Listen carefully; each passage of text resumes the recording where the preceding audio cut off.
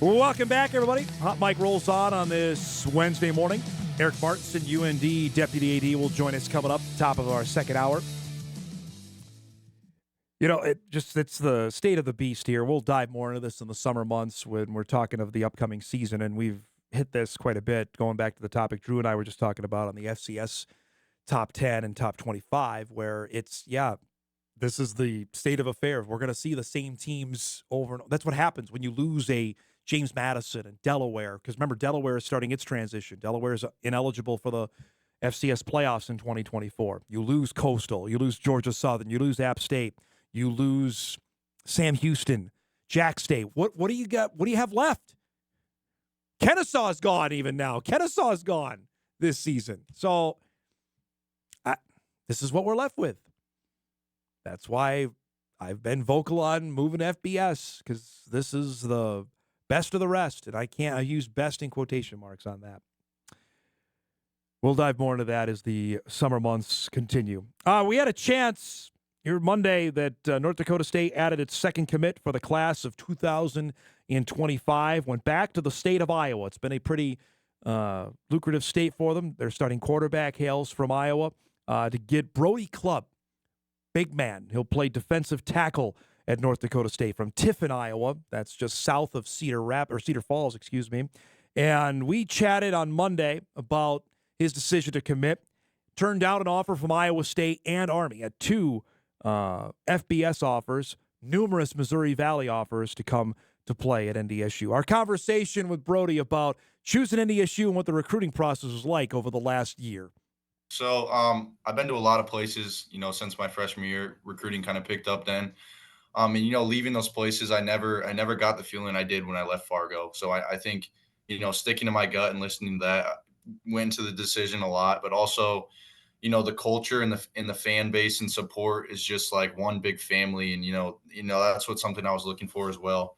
But for me, the kind of like the tip of the iceberg, what was the big focus point for me was finding a school that, will develop me as a football player, but also, a young man. And when I graduate in, 4 to 5 years, I'll be the best version of myself. And I saw that in Fargo at NDSU.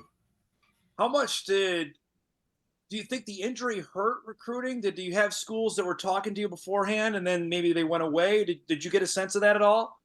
Yeah, I mean, it kind of did throw a curveball a little bit.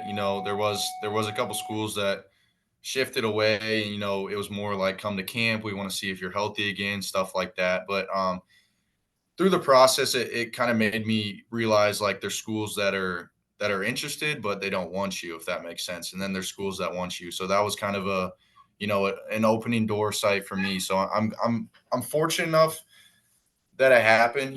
Like everything happens for a reason. That's something I believe. So I wouldn't be here today without that. The fact that NDSU was interested in you beforehand, how much did that help even before you got hurt, that they were showing interest in you before everything went down? Yeah, that meant a lot, but beforehand it meant a lot as well. But also, through the process, like I was in contact with them, a couple weeks after surgery and stuff like that. They came to a couple basketball practices, just knowing that they saw success in my future and believed in me through the injury meant a tremendous amount to me. How difficult was that? Was that the first serious injury you've ever had playing football? Yeah, that's, I broke my wrist when I was like 10, but that's the biggest, setback I've ever had. And I'm glad I got through it and everything's good now. But like I said, I wouldn't be here today without that. What was the most surprising part of this process? Anything that really stood out, like in terms of either schools that contacted you, or did it ever get overwhelming at times? Anything like that? Yeah, I mean, there was points when it was overwhelming. We play an away game an hour and a half away on a Friday night, and I would be up at 3, driving to these game days, and that got to be quite a bit. But for me, what one big regret I have was pushing away NDSU earlier in my process. Kind of like zoned in on Power 5, and I was in that realm of things. But that's something I definitely regret is not getting up to Fargo before that, because I know I would have had the same feeling earlier in my process. What about NDSU really appeals to you for how they play? What stood out to you about that? Yeah, just their successful program. Obviously, 17 national championships is that catches an eye, and they base their program off winning, which I think is something I'm really interested in because I'm a winner, and I hate to lose like a lot of kids. But just their success in the D line room, and their success all over the board and position wise onto the next level was something really eye catching for me. Are they looking you at defensive end? Is that the spot right now? I'll play more of like a three tech inside there. Okay. Yes, sir. Do you prefer either one, or is that going to be a change of No, pace today? I play all over. Freshman year I kind of played a three tech, five tech, and then sophomore year was a stand up on the edge, and then this past year I played inside of it. So I'd like to say I'm diverse, and I can rush with some speed, but also get inside and hold up some gaps. Bison have had some success coming into your state. Did that mean much? Cam Miller, obviously the starting Yeah. quarterback, as a Solon kid.